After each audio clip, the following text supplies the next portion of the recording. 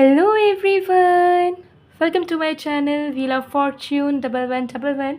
मैं हूँ आप सबकी टैरो का reader and healer Purva Ghosh. कैसे हैं आप लोग? आई होप कि आप सब बहुत अच्छे हो गाइस। जून मंथ की प्रेडिक्शन मैंने ऑलरेडी कर दी है, तो अगर आपने अभी तक जून मंथ की टैरो प्रेडिक्शन नहीं देखा है तो जल्दी से जाइए, प्रीवियस वीडियो आपको मिल जाएगी और जान लीजिए कि आपकी किस्मत में क्या लिखा है इस नए महीने में। तो मैंने ओवरऑल कवर किया है लव, करियर, ओवरऑल लाइफ की, साथ में गाइडेंस भी दिया है, तो ज़रूर चेक कर लीजिएगा। और आज की जो रीडिंग होने वाली है वो कैंडल वैक्स रीडिंग होने वाली है। और आज हम देखेंगे कि आप जिस इंसान के बारे में सोच रहे हो, जो इंसान आपके दिल और दिमाग में बैठे हुए हैं, जिन्होंने आपके दिल और दिमाग में कब्ज़ा कर लिया है, उनके दिल दिमाग में क्या चल रहा है आपके लिए। ठीक है, क्या सेम लेवल पे वो आपके लिए सोच रहे हैं जितना आप उन्हें चाहते हो, आप उनके बारे में सोचते रहते हो या नहीं। आज हम देखेंगे करंट फीलिंग्स, बहुत डीपली जाकर डिटेल में देखेंगे आपके पर्सन की आपके लिए। सो एक टाइमलेस रीडिंग है, जनरल रीडिंग है, आप सबके लिए है, चाहे आप किसी भी जेंडर के हो, रिलीजन के हो, एज के हो, सिचुएशन के हो। ठीक है, मैरिड हो, अनमैरिड हो, डाइवोर्स्ड हो, विडोड हो, सिचुएशनशिप में हो, किसी वन साइडेड लवर के लिए देखना चाहते हो, आप सभी के लिए है, आप सब इसे देख सकते हो। मैं बार बार कहती हूँ कि इंट्रो को स्किप मत करा कीजिए, बिकॉज इंट्रो में मैं बहुत सारी चीज़ें आप लोगों को बता देती हूँ पहले, तो जो लोग सुनते हो आपको क्लैरिटी रहती है, जो लोग नहीं सुनते हो उनको फिर कन्फ्यूजन्स होता है, वो कमेंट्स करते हैं। ठीक है, तो आप सभी के लिए आप सब देख सकते हो। पेड पर्सनल रीडिंग्स की बुकिंग सभी ओपन है, कहना चाहूँगी ओपन है। अगर आपने रीच आउट किया था, आपको रिप्लाई नहीं मिला था, फिर से मैसेज कीजिए, बुकिंग आपकी हो जाएगी। स्लॉट्स इस वक्त अवेलेबल है, तो जल्दी से चाहिए मैसेज कीजिए और अपनी स्लॉट बुक कर लीजिए। ओके, और एनर्जाइज जेमस्टोन्स, क्रिस्टल्स या रेमेडीज़ के लिए भी आप मुझे गिवन व्हाट्सएप नंबर पे, इंस्टा आईडी पर कांटेक्ट कर सकते हो। सो चलिए अब बिना किसी देरी के हम स्टार्ट कर लेते हैं आज की रीडिंग को। जब तक मैं स्टार्ट कर रही हूँ आप लोग प्लीज़ रिलैक्स कीजिए और दिमाग से जो भी एग्जिस्टिंग थॉट्स वगैरह है उसे हटा दीजिए। ये जो रीडिंग होती है, प्रेडिक्शन होती है, ये सिर्फ एक आंसर जानने का मीडियम नहीं है, बल्कि एक हीलिंग का भी मीडियम है।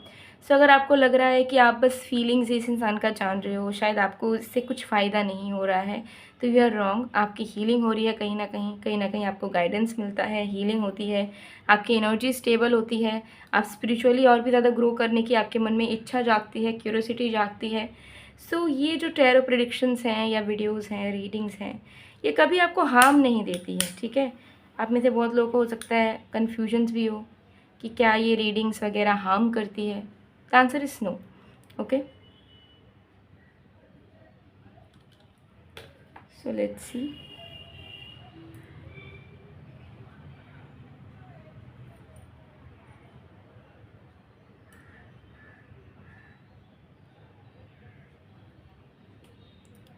जिस भी इंसान की करंट फीलिंग्स आप अपने लिए जानना चाहते हो, उस इंसान का नाम आप 3 बार लीजिए। Okay,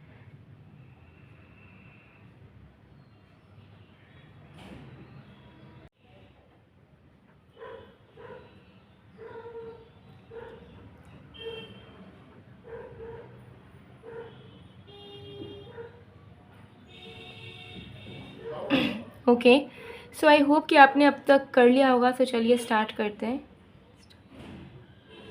let's see.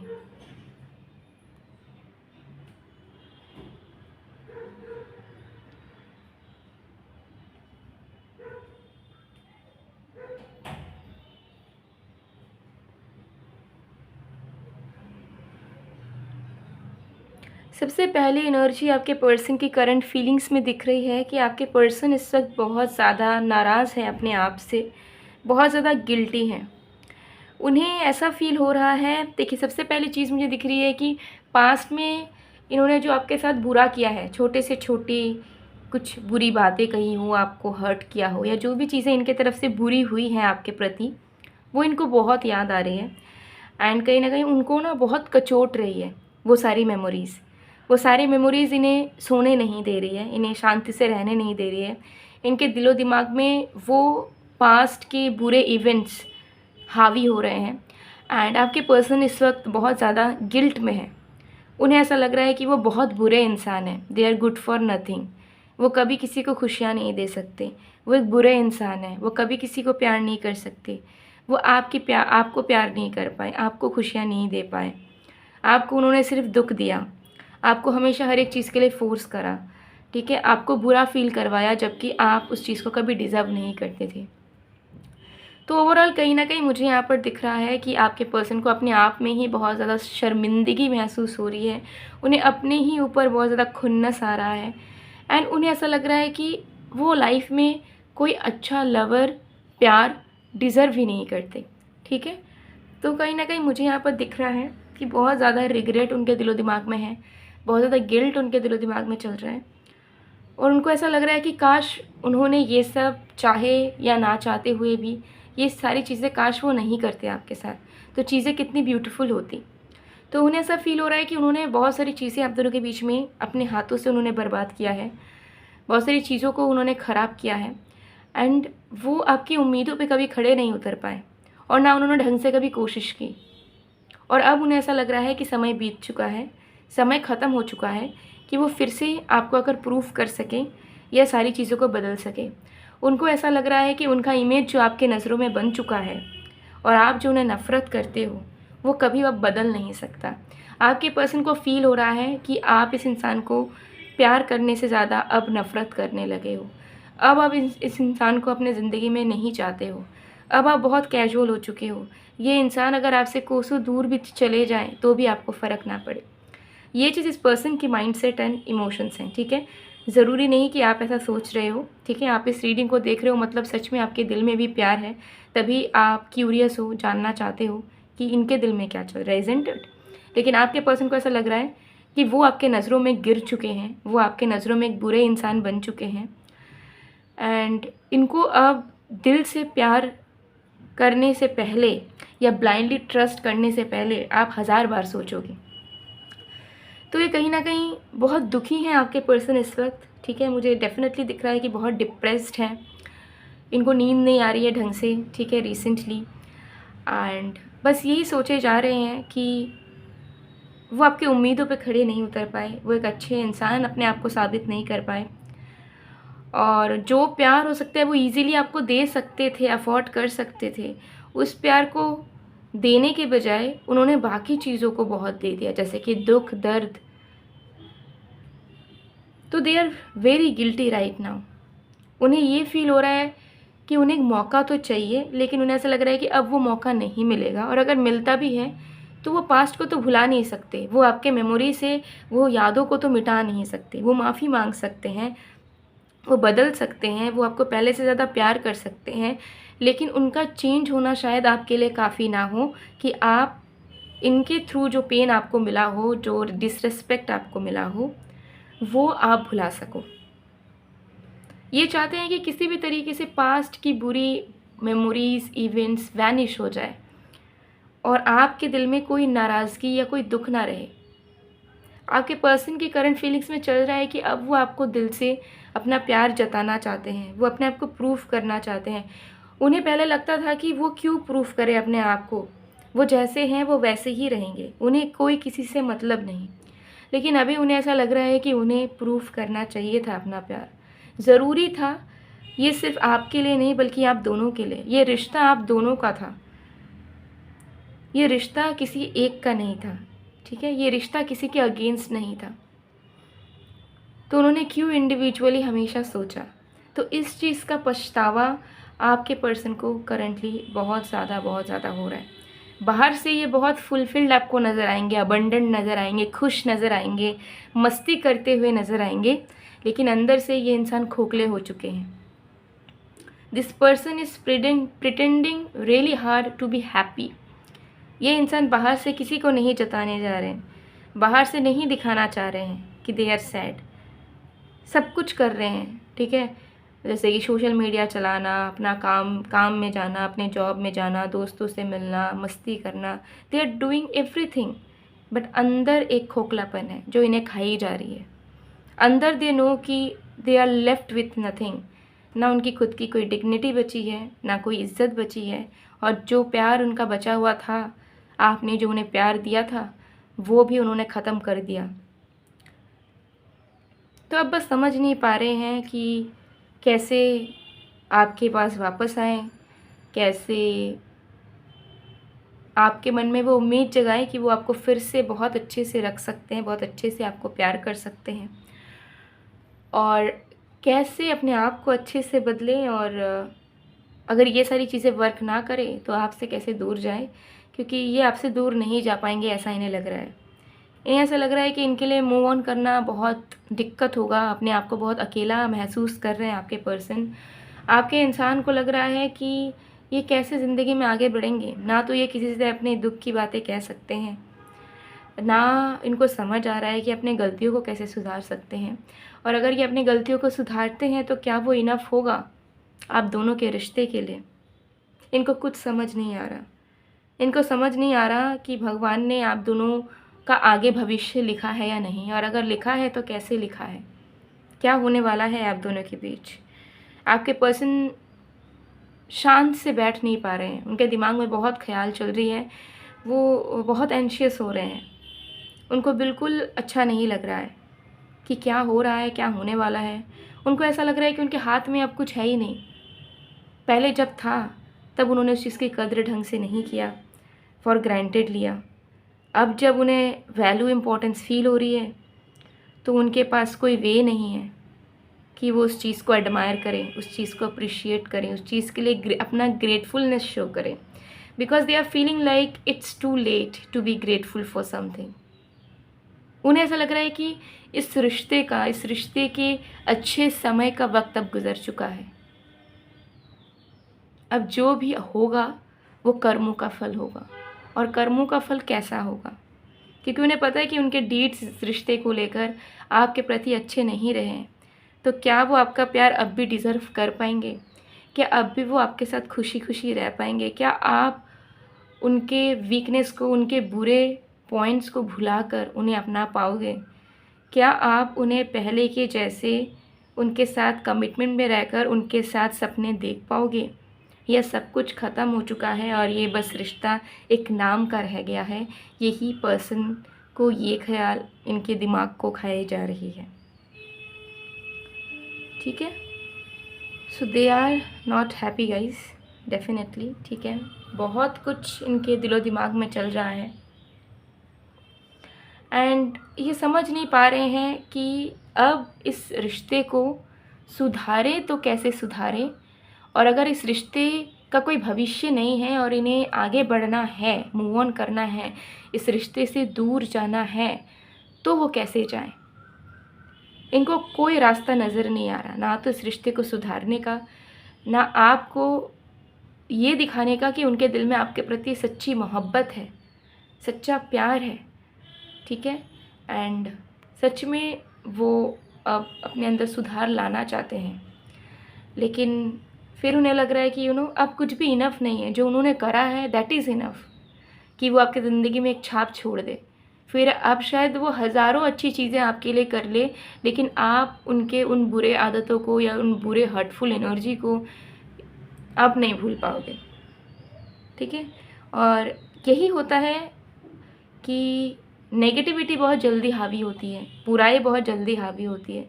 ठीक है, कोई भी चीज़ अच्छी होती है या कोई किसी भी चीज़ में अच्छाई होती है तो उसे बहुत घिसना पड़ता है, तब जाके वो सामने प्रूफ होता है, दिखता है।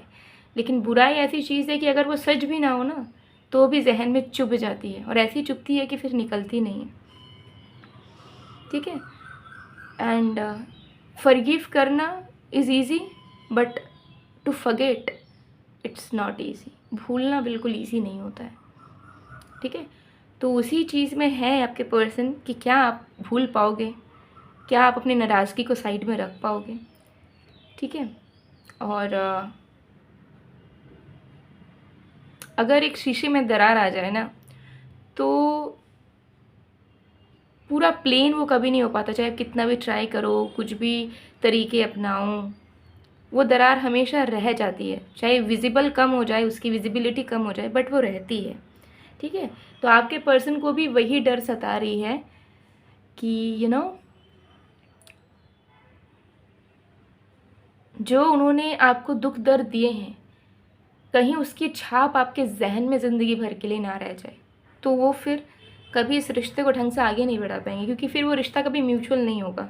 मन में हमेशा डर रहेगा, मन में हमेशा नफ़रत रहेगा, प्यार होने के बावजूद भी एक खुन्नस रहेगा कि इस इंसान ने हमारे साथ ये करा था। तो अब इनकी अच्छाइयों को हम क्यों अच्छा माने या अप्रिशिएट करें, क्योंकि बुरे तो ये थे। ठीक है, तो वो जो पॉजिटिव चेंज कि हाँ आप उन्हें दिल से अपना लोगे और बहुत प्यार करोगे, वो पॉसिबल हो पाएगा या नहीं, उस चीज़ की गारंटी इस इंसान को नहीं मिल पा रही है, जिसकी वजह से ये बहुत रेस्टलेस फील कर रहे हैं। And they are testing their own medicine. मतलब जो ट्रीटमेंट उन्होंने आपको दी है या जैसा उन्होंने आपको फील करवाया हो बुरे तरीके से, वो सेम फीलिंग ईदर उन्हें डायरेक्टली आपसे मिल रही है या कहीं से नसीब हो रही है, तब जाके समझ पा रहे हैं वो इंसान कि दर्द आखिर होता कैसा है। ठीक है, और एल्स ये पर्सन बहुत सेल्फ सेंटर्ड थे। सॉरी, लेट्स सी, कुछ चैनल मैसेज देखेंगे आपके पर्सन के हायर सेल्फ की तरफ से।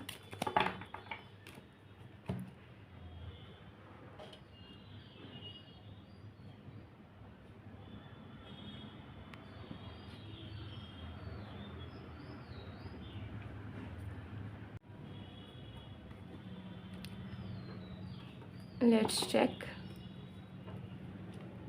We have songs remind me of you. तो आजकल वो बहुत ज़्यादा ही गाने सुन रहे हैं और उनके फीड में बहुत बार रोमांटिक सॉन्ग्स, रोमांटिक वीडियोस आ रहे हैं, जो कि इन्हें आपकी याद बहुत दिला रही है। और अगर आप लोग सेपरेटेड हो तो आपकी कमी इस वक्त उन्हें बहुत खल रही है, आपकी एब्सेंस उन्हें बहुत बेचैन कर रही है, सता रही है। ठीक है, they are not feeling really good, बहुत ही ज़्यादा लोअर एनर्जी में है, बहुत सैड है। Just being near you is intoxicating.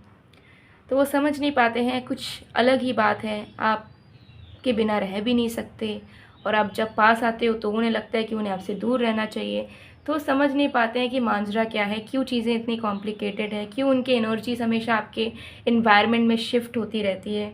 ठीक है, हो सकता है कि आप बहुत ज़्यादा वाइब्रेंट, आप अपने डिवाइन एनर्जी में हो, बट हो सकता है कि ये इंसान अपने डिस्टॉर्टेड फॉर्म में अभी है, ब्रोकन एनर्जी में है। ठीक है, तो क्या होता है कि जब आप उन्हें प्यार देने आते हो या आप एक अच्छी एनर्जी के साथ उनके करीब आते हो, तो वो उस चीज़ को डाइजेस्ट नहीं कर पाते हैं, और उसका रिएक्शन वो आपको हर्टफुल तरीके से या फॉर ग्रांटेड तरीके से देते हो। लेकिन जब आप दूर चले जाते हो, आप उन्हें अपनी एनर्जी नहीं देते, तब वो तड़पते रहते हैं कि आपकी एक झलक उन्हें मिल जाए। I wish I was in love with you. तो ये इंसान आपको कन्फर्मेशन देना चाहते हैं कि इन्हें आपसे प्यार था।